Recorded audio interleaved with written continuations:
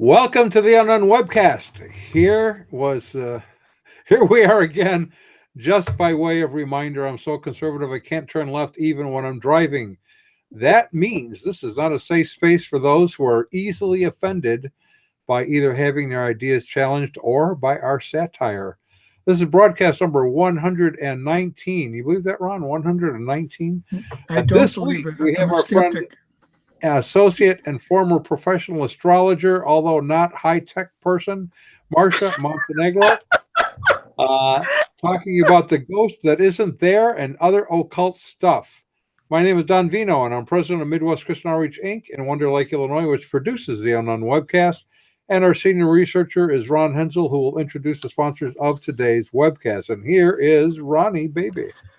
Greetings from sunny Florida, where the palm tree came out, saw a shadow, and now we have 12 more months of summer.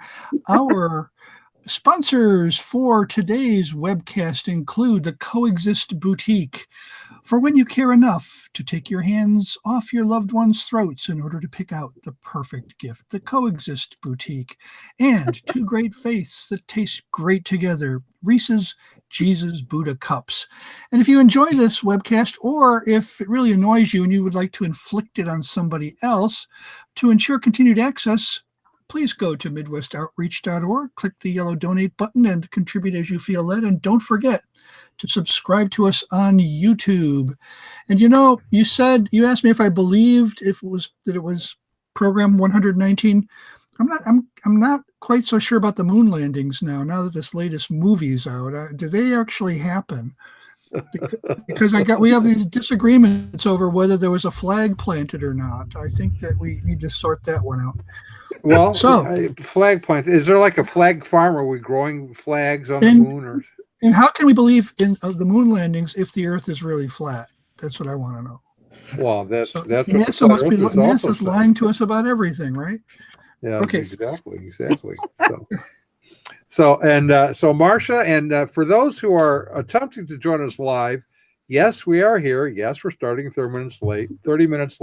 Only the 30. Ghosts that aren't there were interfering with our connections, but we cast them out, and so and what are we going to talk about here exactly today? I really don't know, but I really liked her little Facebook. For those of you who are not signed up on Marcia Montenegro's Facebook page, go there. Cana, which is, what is Cana? Christian Answers for the New Age. Christian Answers for the New Age. Love for ministry. Marcia, we've known each other, well, more than a week now. Yeah, more like 20 years. More like 20 years, exactly. Yeah. And she's written a number of articles for our journal. She always does a great job. Having been a former New Ager, a professional astrologer. In fact, if I recall, you wrote the test for Atlanta? I wrote the test, the astrological exam. I was on the committee of astrologers that would formulate the exam and then grade it. This is an exam given in order to be able to purchase a license from the city legally. So to operate legally as an astrologer within the city limits of Atlanta, you had to show you knew astrology, either by taking the American Federation of Astrology, their exam, or the test given in Atlanta by the Atlanta Board of Astrology Examiners, which was officially recognized by the city. So there was a committee. This is the city of what now? Atlanta, Georgia. We all know what happens when you let unlicensed astrologers go running around. It creates a very dangerous situation, doesn't it? Astrologizing without a license. What's that? Well, the problem as astrologers see it is that you have people who are just using astrology to lure people in, and they kind of make things up. And when and astrologers would never do that, right?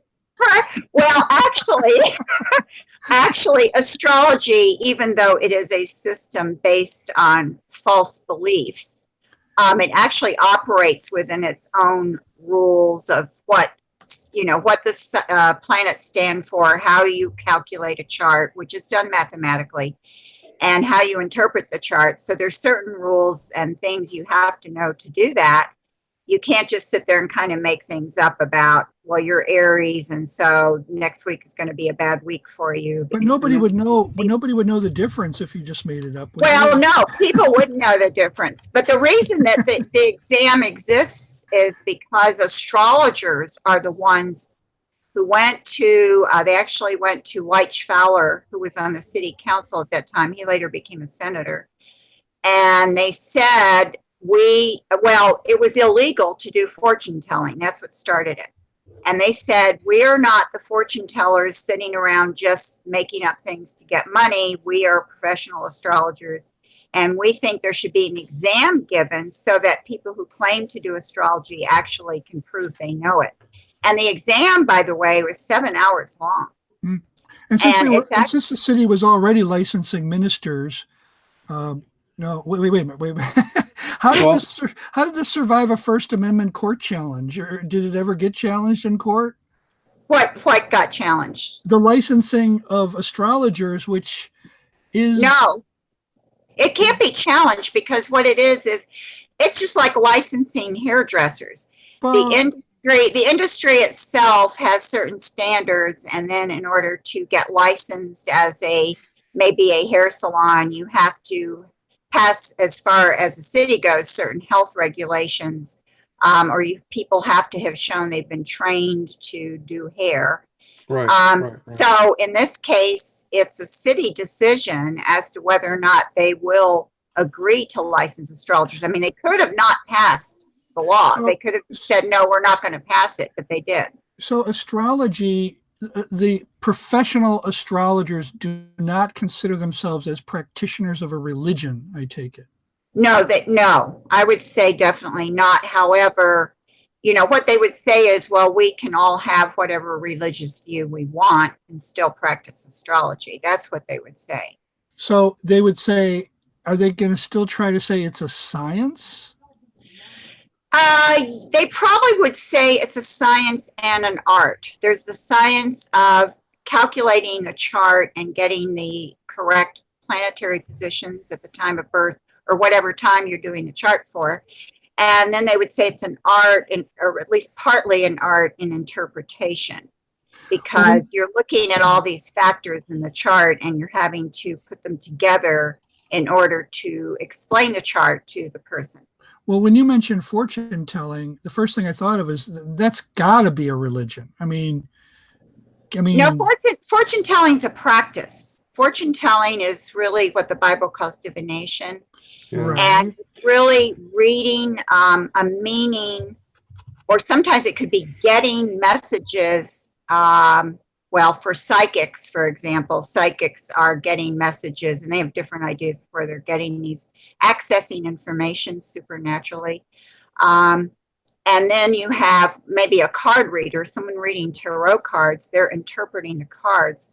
All of that is what we usually call fortune telling. Does that have rules like? Does that have rules like astrology? Specific rules? Tarot cards. Yeah, there's a specific, there's meanings for the cards. Now, tarot card reading is not regulated like astrology in Atlanta. Now, the city of Atlanta, as far as I know, is only one of 2 cities in the United States that licenses astrologers, the other one being Las Vegas. But I don't think that in Las Vegas you have to take a test, and I don't know anything else about it. I don't know if it's still true that they do that, or what. Maybe they just had to pay a fee. But see, the reason this appealed to the city is because then if you pass the test and you wanted to buy a business license, the city benefits financially because you have to give them $100 every year. Oh, yeah. And get your license. And if you're practicing without the license in the city limits, then you get fined. So there was a financial benefit to the city, which is one reason. Right. Why I think so Ron, have you ever heard Dr. Geisler's story of seeing a fortune teller? No. Oh, no. I'd like to hear it. Yeah, well, he went to see a fortune teller and sat down, and she looked in the crystal ball and started laughing, and he reached over and slapped her. And they said, "Why'd you slap her?" He said, "Well, I always wanted to strike a happy medium." I knew it was got something to do with the word medium, which let me point out, since we're kind of touching on the occult here, that a medium, a psychic, an astrologer, and a tarot card reader are not all the same thing. But everybody kind of conflates them all. Like people used to ask me when I told them I was an astrologer, they would put their hand out and say, "Read my palm." And I would say, "I'm not a palm reader. I'm an astrologer." And, I didn't sit around with a turban on my head, and I never looked in a crystal ball. So actually, people who use crystal balls, that's very unusual, actually. So is fortune telling per se still illegal in Atlanta? That's a good question. Astrology isn't if you have a license. I'm not sure about like reading tarot cards. That's a very good question. I don't know. But in a lot of cities, in fact, in most cities or counties, fortune telling is illegal, but it's not enforced very harshly. It's mainly on the books to prevent people who say, "Give me, if you melt down your gold jewelry and give it to me, I'll do an incantation and it will protect you from these people who are trying to attack you." It's kind of, which are basically, and I want to say, I know I don't want you all to laugh at this, but there is a distinction between like the professional astrologers and people who do this seriously and the con artist crew. And when you have the con artist crew, usually the way you recognize them is they have a storefront with a sign, like it says, "Madame Darla will tell you your fortune and tell you about your romance and your future and how to succeed," or whatever. You have this kind of very sensational advertisement, and you have a little storefront, and you have people who are reading. They do usually a mixture. They may read palms, they may read cards, and they may also do quote unquote astrology. And that's pretty much what you call the scam artists. A lot of them are not really acquainted with these kind of things, or they know a little bit, but they don't know a lot, and they're just reading people. Cold reading. Yeah, versus the professional astrologers like myself, who were taking it very, very seriously, believed in it. We're not doing it for money. I mean, I did get money from it, but it was not a lot. I did it because I really thought I could help people. So I was totally sincere about what I did, and I totally believed in it. I was just looking for somebody to melt down my gold and say an incantation over it the other day. I'm surprised to hear these people can't be trusted. Shocking. I just can't trust anybody. My brother-in-law, for a period in his life, was a call-in psychic, and he was doing it for the same reason. He thought he was helping people, and he had, all these things that he was doing in his call-in psychic job. And then the boss ran away with all of the money. And even to this day, he makes fun of himself. He says, "You would have thought I'd see that coming." Yeah. So, it's like, is that another JOKE? Well, why do psychics have to ask you what your issue is? Shouldn't they tell you right away? No, they don't. They don't usually ask you. Usually, if you go to a psychic, unless you just go tell them, they'll just start reading you. And actually, a lot of times, when I did astrology, I had quote unquote psychic powers. I had taken psychic development courses. I had psychic experiences starting at age 11. So this was not an unusual thing for me. And the more I did astrology, the more it's like as I was sitting there reading the chart for the person, things would come into my mind, which is like what happens with a psychic. And I would just say, "I see you doing this," or I see that your mother was not present during your childhood or something, and it would be correct. So what did you think of Mark Driscoll when he started telling people what had happened to them in their lives? Do you remember that? I thought that was very, very odd. I watched some of those videos, and I don't think that's the way the Lord operates. If you look in the Bible, when prophets were giving information, this had to do with messages from God that were either perhaps judgments on the people or the country or the nation, or it was to get the person to see something, or it was about Israel, or it was about the Messiah. they didn't give like little personal messages, you know, like you're Yeah. having trouble with issues with your father. You know, that wasn't that the purpose of it wasn't to see into people's lives and their Right. So you secret. didn't really like have, you know, Elijah's fortune telling booth on the side of the road. Exactly. That's how I made spare change. So you're going along and you're a true believer and you believe you have psychic powers and everything. What started you to what began to work in your life to change course for you to question what you were doing? Well, I didn't question it at all. What happened was that. So you're still doing it right now? What? No. I know. I came to. It wasn't so much that I questioned it as I came to see God didn't like it, which is different. And you know what happened was it's a long story, but it was a series of interventions by the Lord over, you know, several months, starting maybe in the spring and leading up to the end of that year. And so what happened was this gradual drawing first to go to a church, which I didn't want to do. And I actually resisted it for several months. And then I went to a church. And during the service, I experienced this love from God. And that got me to go back to the church. And I want to say the church was a very open-minded church. This was not a conservative church. So I felt very comfortable there. And within several weeks from that point, I got these impressions, which is the only way I know how to explain it, that first of all, that God didn't like astrology. Okay. I got that impression and I couldn't understand it because I felt I was helping people. So I thought, why would God not like that? Because I'm helping people. And then I got the impression he wanted me to give it up. And could it have been that lightning bolt that came out of the sky and burned up all your astrology books? Could that have been? Yeah, that didn't happen.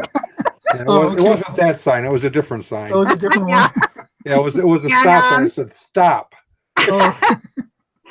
And I just, you know, it was very strange to me. Let me just say that this was a very strange experience, but it was very real. There was nothing fuzzy about it. It was nothing like, well, maybe, you know, I'm just misinterpreting this. No, it was crystal clear. God wanted me to stop. And actually, I stopped astrology. Now, I wasn't even a Christian.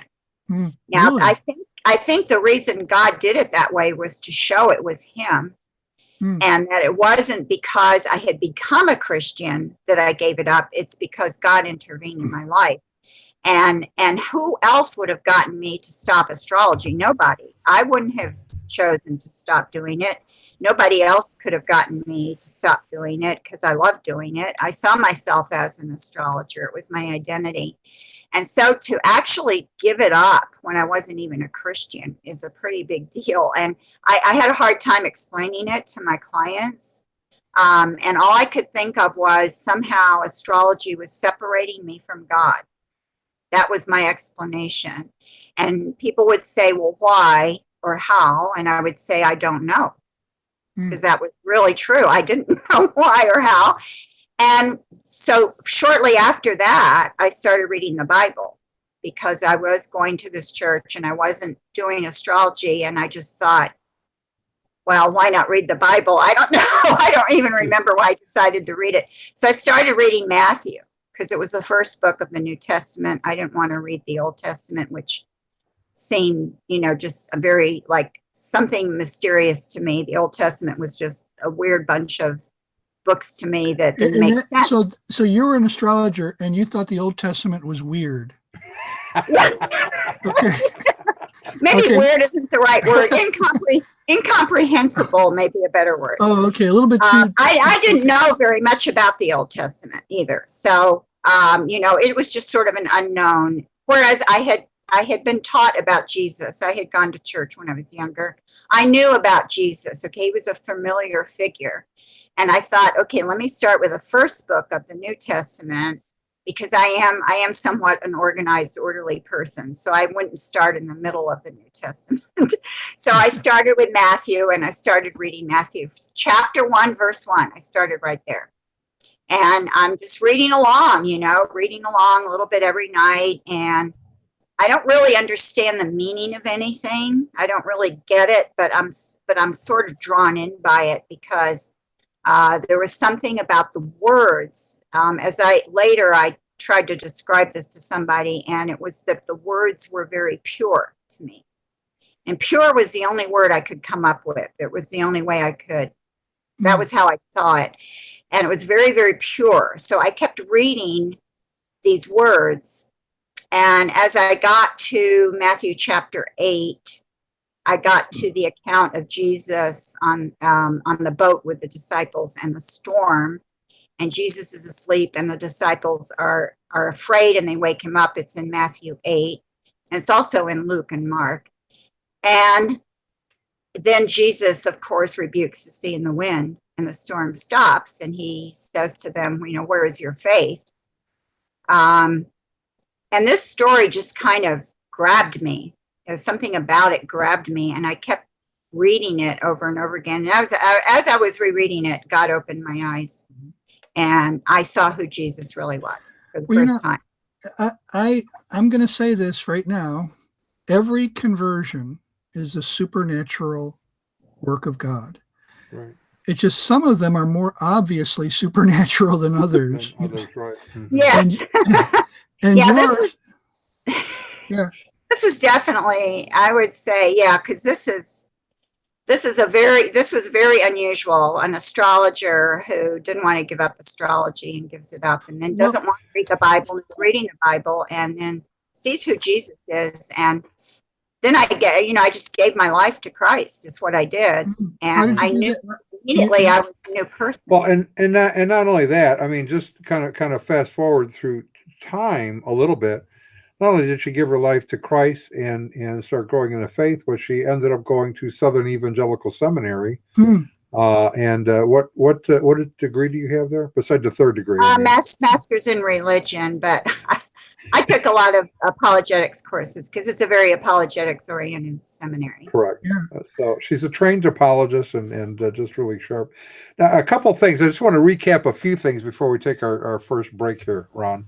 Okay. And that is, Marsha made some distinctions between palm readers, astrologers, fortune tellers, and that's important because too many Christians are confused about many of these issues in the occult. We have a similar problem with Wicca, for example. Mm-hmm. The assertion is that they are worshiping Satan. Well, ultimately that is true, but they don't realize that because most Wiccans don't believe in a personal being named Satan. Right. And similar with Satanists, if you talk to a Satanist, most Satanists are really humanists. They don't believe in a personal being named Satan either. They're just trying to irritate Christians. And it works too. And it works. They know how to push our buttons, don't they? Gets them all in a kerfuffle. But and in Wicca, if you get 3 or 4 or 5 Wiccans in a room, they will, and you say, well, what do you believe? Each of them start off with, well, Wicca for me is, because there's no universal definition of what Wicca is. Right. So, There's a history of it, a modern history, because it was really started by Gerald Gardner. Right. In Correct. England. Yeah. And he had certain practices and beliefs that you can still find among some Wiccans, and that got imported over to the United States in 1963. And actually, the man who brought it over is still alive. I think somewhat elderly. Yeah, and his name is I know his name, and I can't think of it. Wow. It starts with B-U-C-K is his last name, but I can't think of his name. He brought it over. I'm pretty sure that's it. Yeah, he's still alive the last time I checked. And I had a lot of clients as an astrologer who were Wiccans, witches / neo-pagans.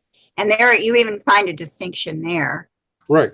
Right. But they don't agree. They can't agree what is witchcraft or what is Wicca. And then Wiccans sometimes say witches are not really practicing, you know, they're too inconsistent. That's not real witchcraft. And then witches will say Wicca is not true witchcraft. So Right. sometimes you find a division between those who call themselves Wiccans, those who call themselves witches, and then there are neo-pagans who Right. don't identify with Wicca or witchcraft, and they're just neo-pagans, and they may identify with a certain stream of neo-paganism, like a goddess stream, like they worship the goddess or they worship Diana. They may have a specific goddess they worship. They may just be into Earth, you know, Earth as the mother. They may be into druidry. And you get into so many facets of neo-paganism, and even in Wicca and witchcraft, it's just almost endless. I mean, there's really no end to. There's fairy witchcraft, there's green witchcraft, there's Do any of Italian them, witchcraft, there's German witchcraft. do any of them sacrifice goats or something like that in their bed? No, they don't. No, they're not. Wicca and witchcraft and neo-pagans are not into sacrificing animals. In Which fact, is- probably some of them are although vegetarianism is not typical of Wicca or witchcraft, you might find some who are vegetarian, but they don't believe in sacrifice. That's not how they would. They don't have that concept. There's a You story. know what? We really need to take our break because we're Yeah. running into. Okay. Okay, we'll do then, that. And then we're going to tell more stories about All Wicca. right. Well, let's hear from our sponsor who asks, do you struggle with finding the right wine to bring to pagan goat sacrifices? Oh, That's why I brought that question up. Okay. Do you wonder what to wear to your neighbor's neo-Nazi parties? Do you my get God. anxiety attacks when trying to find the right picket signs to share with your friends from Westboro Baptist Church? Well, now you can put an end to all the worries that come from trying to fit in with people on opposing sides of the culture wars, because you can find the perfect gift for any ideology at the Coexist Boutique. This week's special deal in honor of the 50th anniversary of Mao Zedong's Cultural Revolution.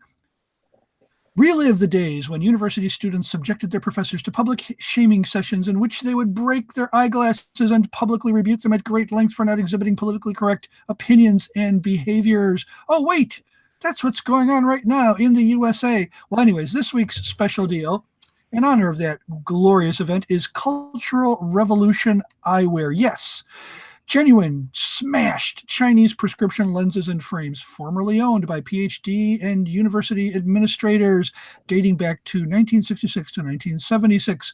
99 cents a pair, only at the Coexist Boutique, for when you care enough to take your hands off your loved ones' throats in order to pick out the perfect gift. So beat a path to the Coexist Boutique. Right. And Only as at the gifts Coexist Boutique. can you any get- ideology. So several years ago, when the economy wasn't doing so well, the major news outlets ran a story about there's a Nepalese in Nepal. They have an airline, and I think they were going through some financial difficulties. They might have had to sell one of their big jumbo jets. So the locals there sacrificed a goat to whatever god the Nepalese, I mean, the Boeing god, I guess, in this case. The Boeing god. Or maybe the Lockheed god. I don't know. It's like I get them all confused.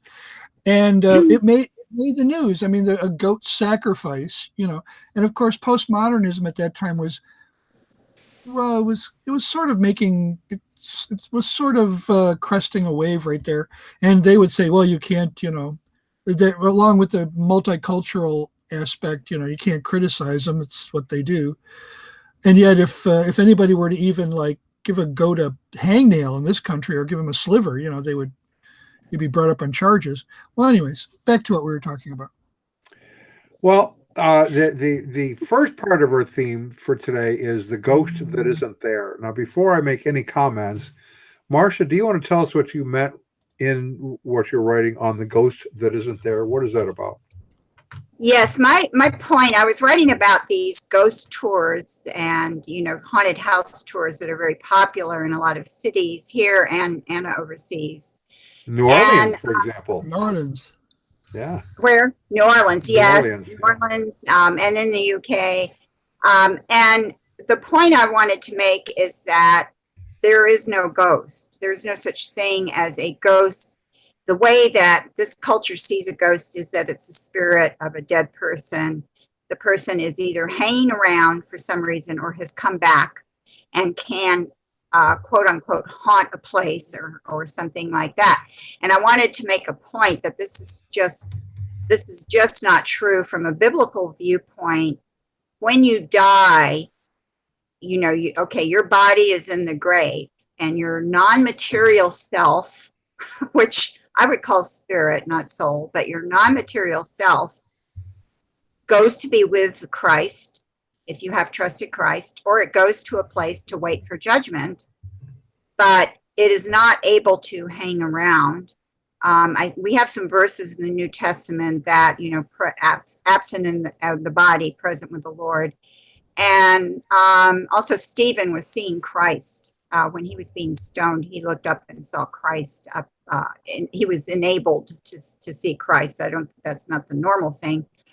And we know from Jesus's account of the rich man and Lazarus the beggar, which I don't consider a parable, but rather an account, that the rich man was unable to communicate even with his brothers. He wanted to warn them or send them a warning and was told, no, they have, the prophets and the writings, let them listen to them.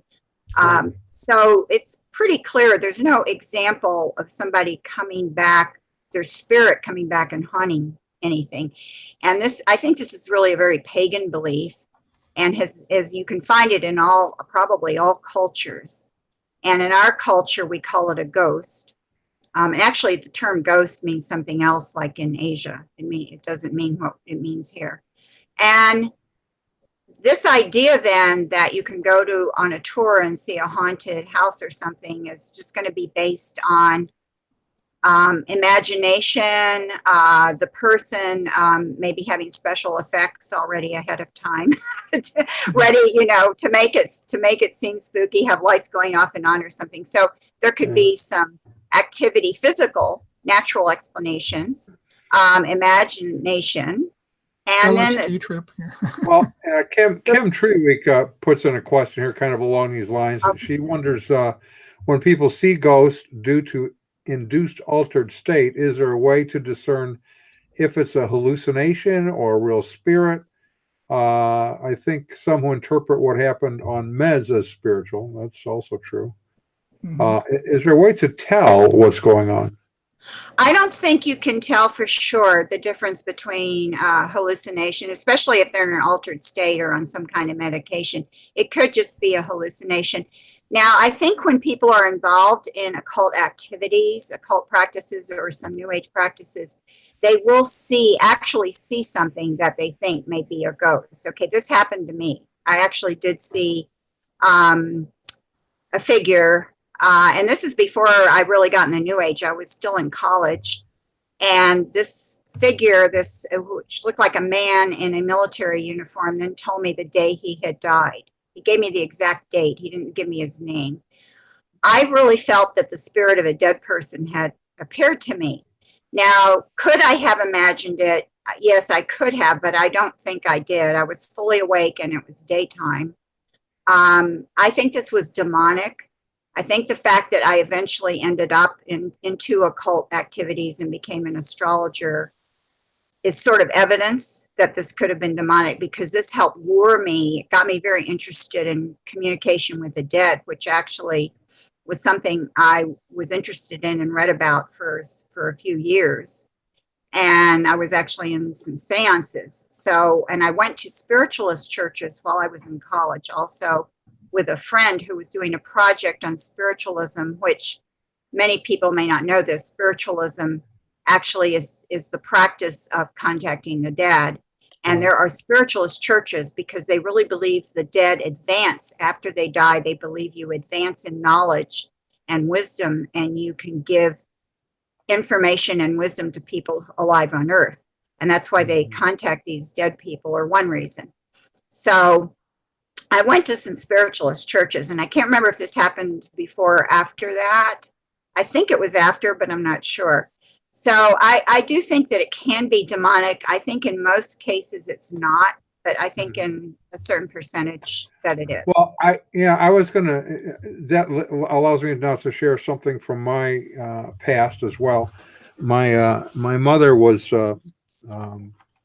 very involved in occult activities and practices. She regularly went and had her horoscope done, her astrology. She had a fortune teller she would go see from time to time. Her best friend was a practicing witch. And I had become a believer. Joy, we committed life to Christ. I had become a believer. Our son was a newly born baby, and we ended up having to move in with her. Just before that, though, she shared with me that the spirit of my departed father, he had committed suicide, was kind of hanging around in her house, knocking on her door at night, going into my sister's bedroom at night. So something was going on there, and her friend, the witch, said, "It is the spirit of your husband. You have some of his possessions here. In order to get rid of them, we'll have to get rid of the possessions, and I will come over and cast him out. I'm going to draw a pentagram on your floor, and we have a special ceremony to get rid of the spirit." And we were very concerned because we were new Christians. We had no idea about any of this stuff. And now we're moving in to this place that supposedly was haunted, which we knew it wasn't the ghost of my father. We suspected it was a demon. But, new Christians, what are you going to do with that? So oddly, we moved in, and the day we moved in, everything stopped. Whatever it was that was bothering her was no longer bothering her anymore. So I do think it was a demonic activity of some kind because she invited it through her New Age and occultic practices. Right, exactly. And I would agree with you. I knew somebody who was dating someone who was supposedly channeling spirits, and it was in her home, and there was a lot of activity in the home, and she was given my name and called me, noises that were bothering her and unusual things happening. And she eventually came to Christ. And when she did, all of that stopped. I think that when you're engaged in some kind of occult activity, or you're allowing it to go on in your home for some time, you can have things like that. And so I give a explanation for ghosts or unusual noises or hauntings, and it's one of four. It's either imagination, or it's a natural cause, or it's a hoax, or the person's just making the story up, or it's demonic. So it's going to fall in one of those four categories. Right. So, right, it's one of those four categories, and a demonic, it would explain why you might be an entity has knowledge of you that you would assume nobody else really has, and then you become persuaded that it's the spirit of your departed loved one or whatever. But demons are smart. They've been around a really long time, and they know a lot of stuff about us that other people may not know. Exactly. And that's why mediums are people who claim to communicate with the dead. That is why sometimes they will get very specific information about the dead person that will be convincing enough to the bereaved person that their loved one actually is being contacted. And they'll say, well, there's nobody, only my husband knew that pet name for me. That was a name he only called me in private. And the medium will know it and say, well, this your husband's calling you this name. And this will convince the person, well, then obviously this medium is in contact with my dead husband, because how else would she know that? Well, mediums and astrologers and psychics and tarot card readers all have spirit guides. And I know that when I was looking at charts that I felt guided through the chart, like I would kind of know where to go in the chart next and what to focus on. And I did believe it was my guide helping me, and it probably was, but the guide wasn't benevolent like I thought he was. The guy was demonic. Mhm. I mean, the Bible uses the term, or at least the King James uses the term, familiar spirits. Right. And the thing is, I think sometimes we can go overboard and people think everything is demonic. They think anything that happens unusual is demonic, or, Right. if they have a flat tire, they think that's demonic. I think, Or, I think or you might have the demon of baldness, even, according to some. I've been yes, that's mine.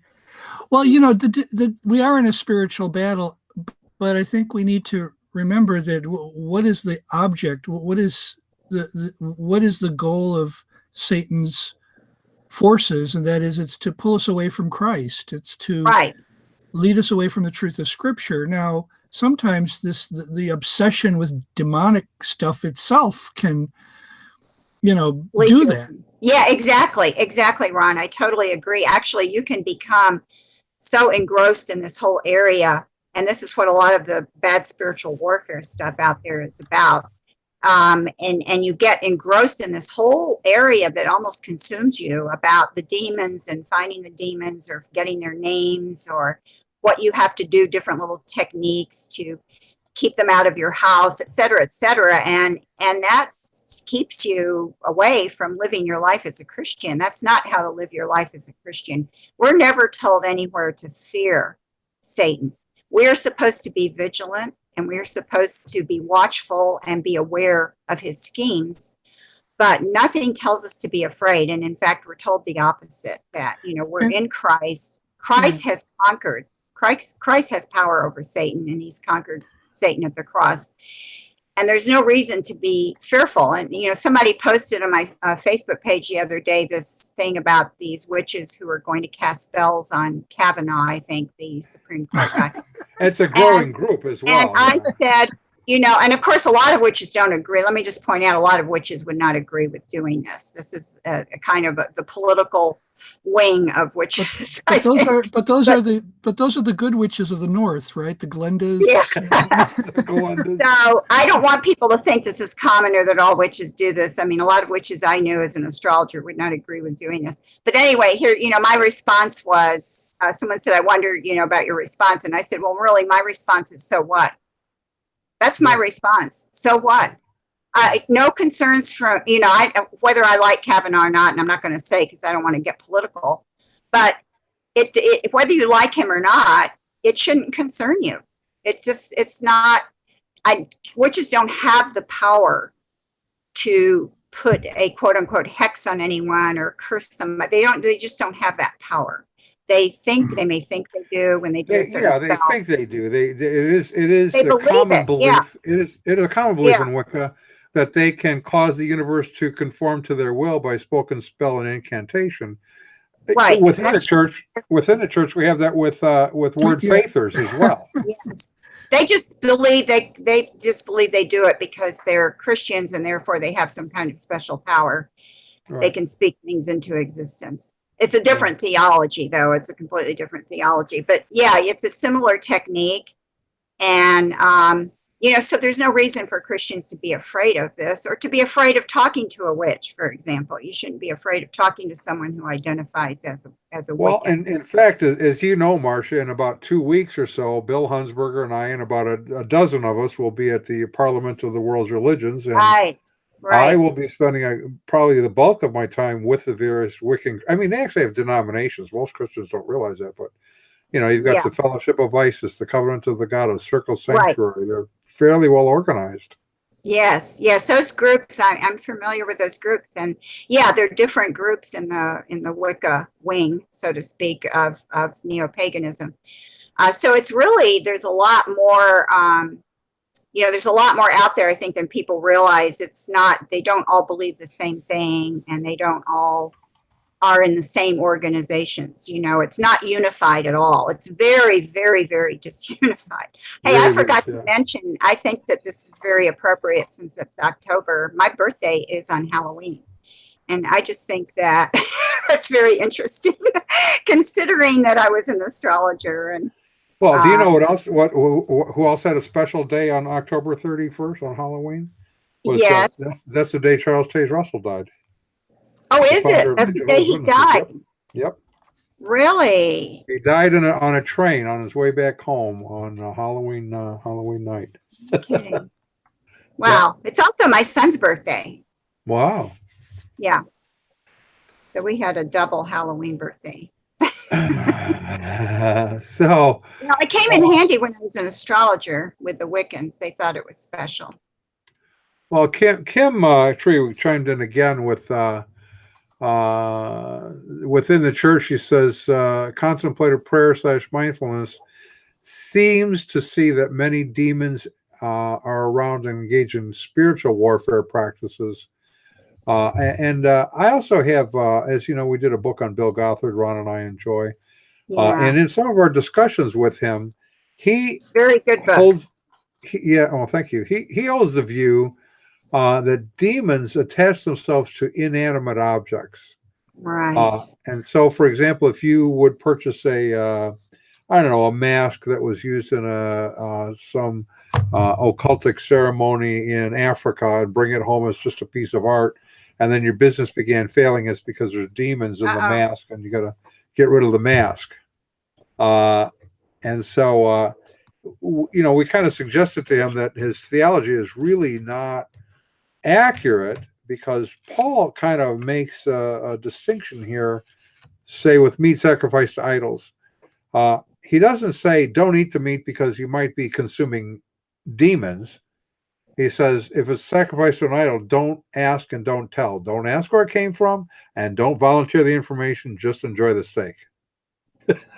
Right, right. And that is in terms of food, food's a neutral thing. And I agree with you that objects cannot be inhabited by demons. In fact, I have a post that I'm going to repost, I think, called "They Have Eyes But Cannot See," which is a quote from the Bible. And there's several passages, I think some in Isaiah and some maybe in the Psalms, where God talks about the idols and says they have to be carried. They can't go anywhere by themselves. They have eyes, but they can't see. They have ears, but they can't hear. And yet God talks about worshiping false gods or false idols as worshiping demons. And so what I say is that if you're worshiping this idol of a god, yeah, you're worshiping a false god, because that's what it stands behind it, so to speak. That's what it represents. But the actual idol itself is just a piece of wood or a piece of stone. It's not demonic. And if you have a tarot cards, they're not demons in them. They're not demons in the Ouija board. Now, if you try to use the Ouija board, then you might contact a fallen angel, which is what I usually call them. Right. But the board itself is just a board. Right. And it's superstitious to believe that there are spirits or demons inside objects. This is actually a very pagan belief. It's not. Well, it is. And Ron and I like satire, as you know, and you experience. Oh, no, I'm so shocked. But we come by it sort of supernaturally, because God seems to like satire. In Isaiah, it talks about this guy. He says you go out and you cut down a tree. You cut it into thirds, and with 1/3 you warm yourself, with 1/3 you cook your meal, and with 1/3 you carve it into God, and you fall down and say, "Deliver me." Right. That's satire. God is saying you are just so silly to be doing something like that. Yeah, and it's really something I try to combat, because these superstitions are in the church, and a lot of them are part of all these crazy spiritual warfare teachings.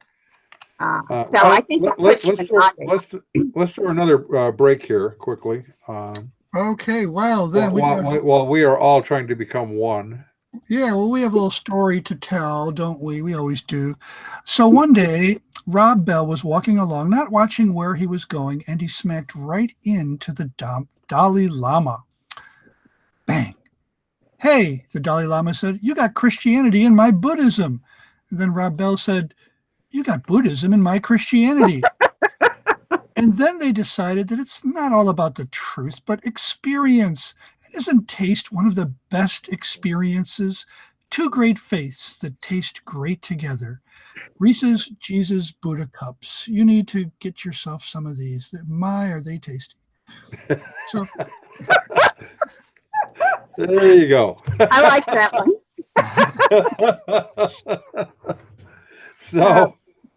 So something just slightly different that I didn't prepare you for, but it sort Uh-oh. of, we seem to be moving kind of in that direction, maybe Okay. intentionally, I'm not And sure. now for So something we've slightly talked about different. astrology, we've talked about tarot cards, we've talked about Wicca, we've talked about spell casting a little bit, and how that demons may be involved in some of those areas.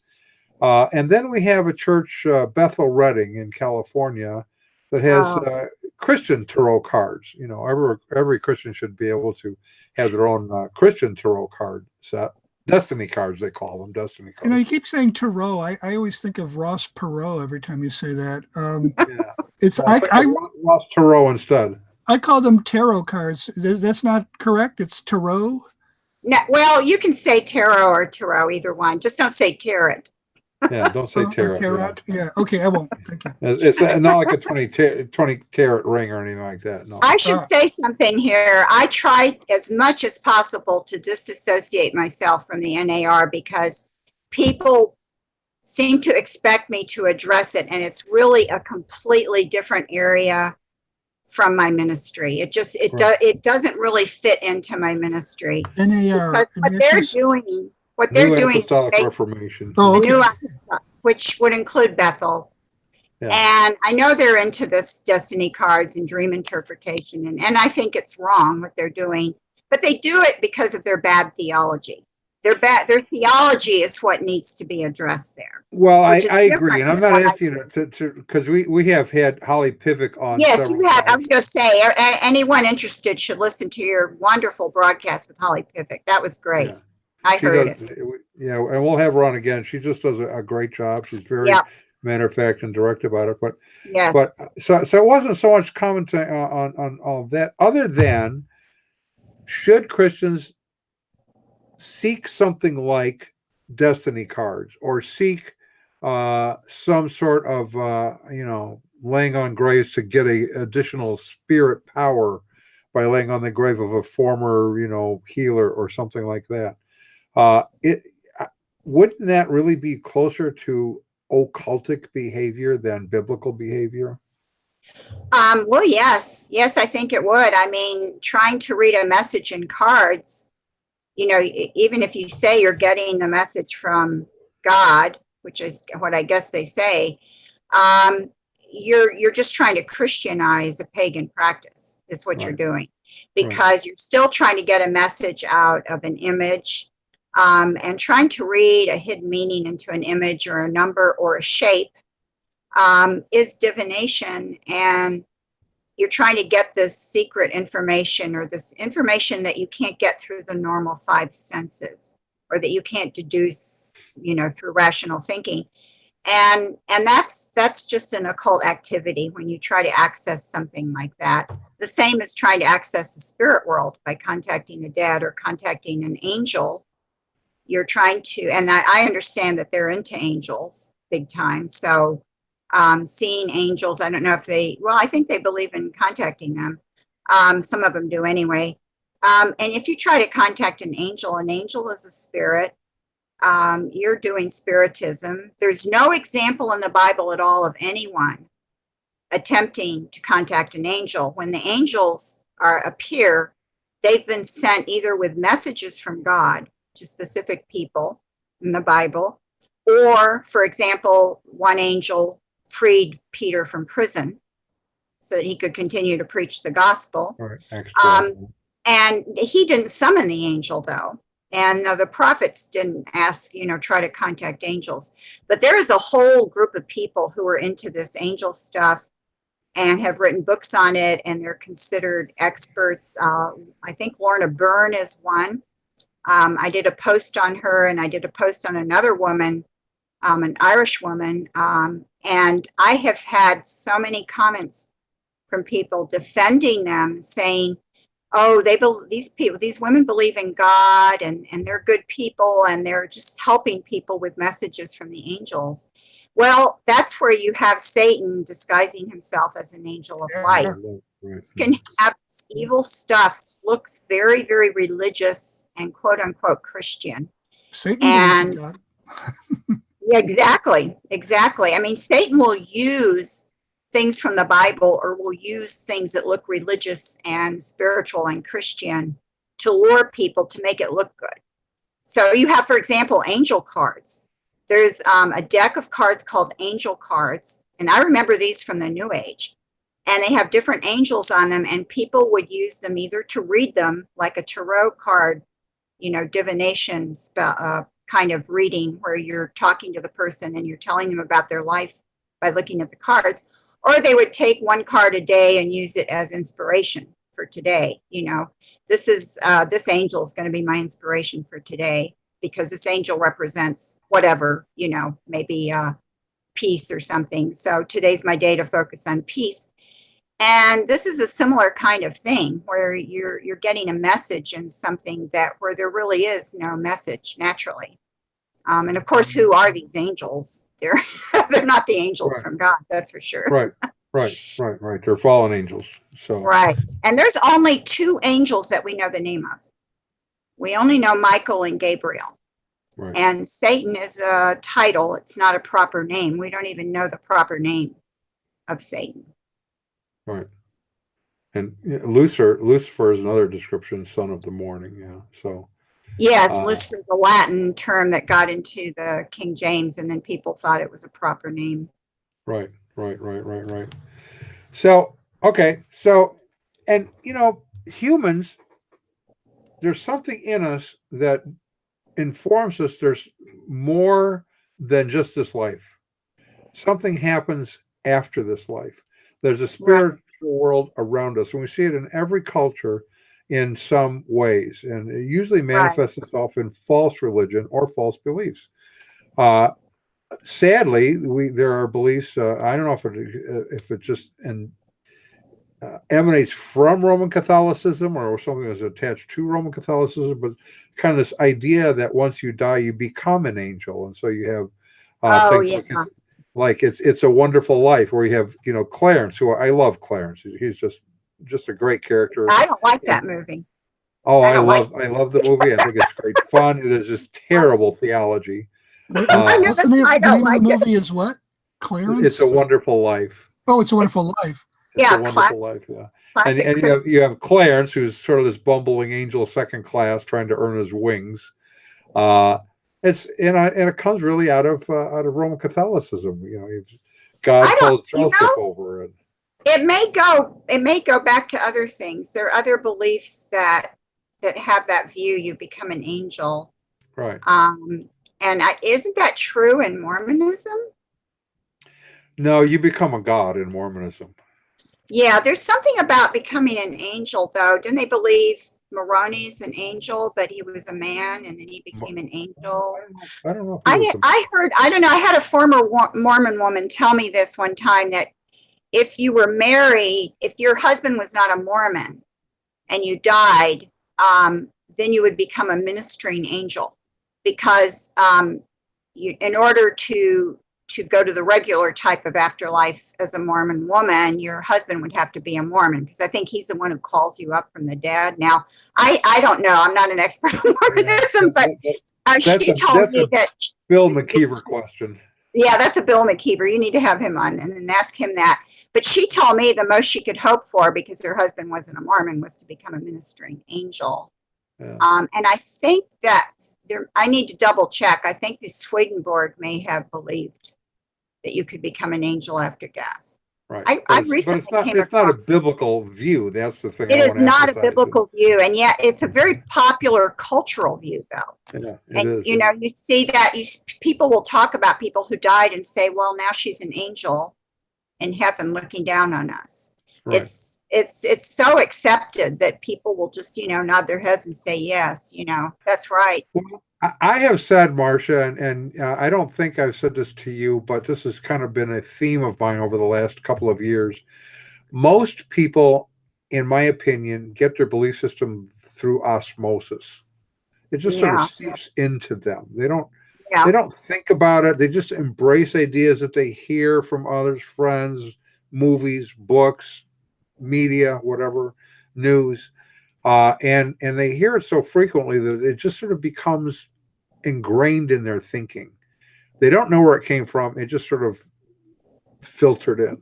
Yes, yes. And let me mention this, because I think this is an example. Family Circle, that very popular cartoon. Comic, Yes.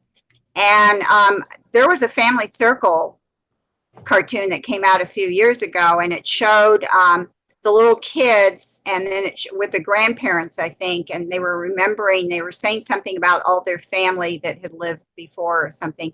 And it had this little depiction of people, a baby and then a child, kind of like a life cycle, getting older, being, elderly. And then all of a sudden they were an angel. Ah, okay. So it had the idea they would become an angel. And I posted this on my Facebook page and said, this is a dangerous view. This is not biblical. And here's this very popular cartoon. And I had a lot of criticism for posting it, because people told me I was taking it too seriously, that I was too serious, that I should just laugh because it's cute. And I said, this isn't cute to me, because this is a horrible anti-Christian view, and I think it needs to be exposed. And yet a lot of people didn't think that it was a good idea for me to criticize it. We get that from time. In fact, when my kids were young, because we talk to everything, we talk to the television, we talk to the radio, we talk to and my son. You never talk to each other, Well, actually, we do sometimes. But my son got so exasperated, and he said to Joy, Mom, you're always trying to get to the point of everything. Well, yeah, actually, and these are teaching moments very often. Family Circle is a good example. That's a teaching moment. We're not saying it's not a cute cartoon. We're saying it is giving you a false belief. And you need to be aware of that, because otherwise you get it by osmosis, right? Exactly. Where did I get it from? Family Circle. Well, that's a reliable theological, work. Or Touched by an Angel, or some other show like that with. Yeah, exactly. Touched by an Angel is another one. Exactly. Same Christian. That used to be one of my most common questions, was, what do you think of Touched by an Angel? Yeah, well, they may be touched by an angel, but it's probably a fallen angel. Yeah, touched by a fallen angel. That's a good. I'll keep that in mind. Angel. Exactly. So, well, we started late, but now we've taken up actually a whole hour. I thank you for sticking with it. You became your own text person there, and I did. I solved it somehow. Yeah, you got it happening. So, Ron, if you would be, we're going to have you back on in the future, and it should go easier next time. Hopefully. We try to have people. We try to have people back on in the past. It's never worked. So we just stick with having them back on in the future. Okay. Yeah, that's right. Yeah, Sounds good to me. So, Ron, would you walk us out of here? I'll run us out if you want. Okay. So, all right. Our resident cult leader profiler is Neil. Before me, our wardrobe manager is See How It Fits You. Our culinary services chef, Ham and Cheese. Our tinfoil hat provisioner is Justin Keyes. Our Jehovah's Witnesses coverage comes from Armageddon and the Opposer. Our Mormon Archives manager is Polly Gummas. Our Liberal Denominations Bureau chief is Lucy Goosey. Our transgender issues coverage comes from Ben Hur. Our special correspondent for cults based on the Hindenburg disaster and flying turkeys, Dehumanity. Our fact-checking supervisor is Yoleg Pulling. Our technical assistance comes from Murky Research. Our legal advisors are at the law firm of Dewey, Cheatham, and Howe. And our grievance resolutions director is Yvonne Pisami. Director of Privacy Assurance, Wiretapping, Original Idea Sourcing, Drew A. Blank. The Unknown Webcast is a production of Midwest Christian Outreach, Inc. in cooperation with Emergency Manicure Productions, who are both solely responsible for its content, but you will never prove that in a court of law, no matter how hard you try. That's why we have those lawyers. All right, Marsha, thank you for sticking with it and being diligent, and for being on today. I think it was really helpful. I think it was a good webcast. I hope so. I enjoyed it. Thank you so much for having me. Okay, and Ron, you're welcome. Say good night, Dick. Good night, Dick.